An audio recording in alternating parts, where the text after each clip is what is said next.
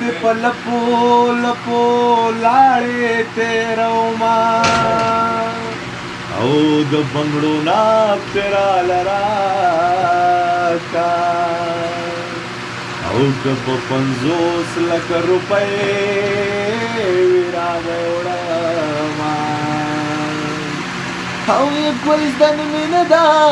ولې جاړې او منکر حسی میلمانه راغلی دینا او زما درور نخکلی نای او یو رندار مخورا د منگی لاندې پیرونا او یو دانی مشپا پکلی راغلما او زما ماشوما یارا سوکتی جړوینا او یې د لیونۍ د کور چینارا او زوری د دروند که زما یارا درته کښېنینا او یې څنګه به ښکلی نوي خلکا او د چوکیا تړه هوا پې لګي مړې کړما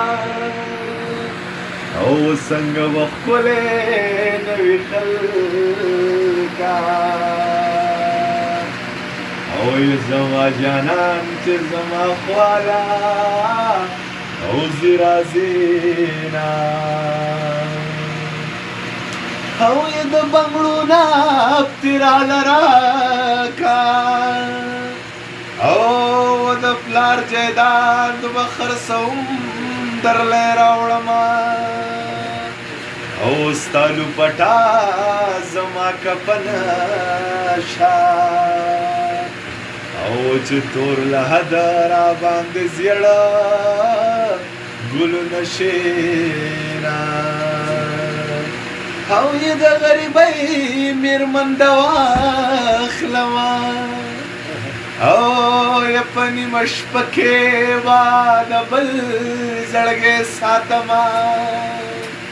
او کاڼې راواخلو سرته کښېنه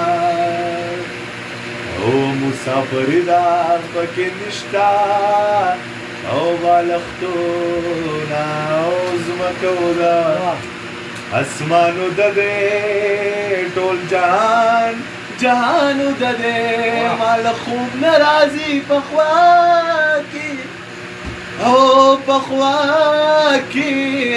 مې جانانو د دې او جانان جانان جانانو د دې د شبای په سر کې ده خانه تلل راتلا کالج تل دې کلی او جینۍ تلل راتلا کالج تل دې کلی او خوب درځي جینۍ تلل راتلا نو هغه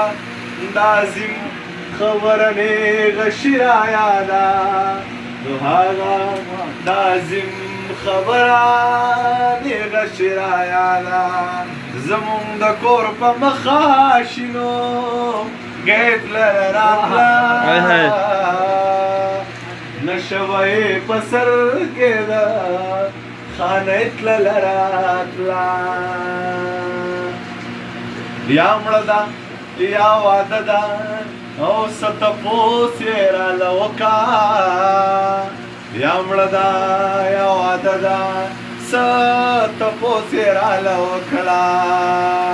زمونږ کره اوبولوه به یې تلله راتله نشوه یې په سر کې ده خانه یې تلله راتله او سهر یې راته وویل چې ماښام به دیدن درکړمه سهر یې راته وویل چې ماښام به دیدن درکړمه یه د شپې د کور سره ده स्पोगमायतला रातला नशवये पसर केलं खानातला रातला रे बार वरता वेलियो दसमीर बेगा कोई दनवा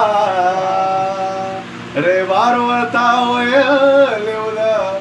जमीर बेगा कोई दनवा कसम दे समा ख्वालला बिजलतला रातला नशवये पसर केलं खानातला रातला पसरचे बमे दळशो अजीब के पेतो पसरचे बमे दळशो अजीब के पेतो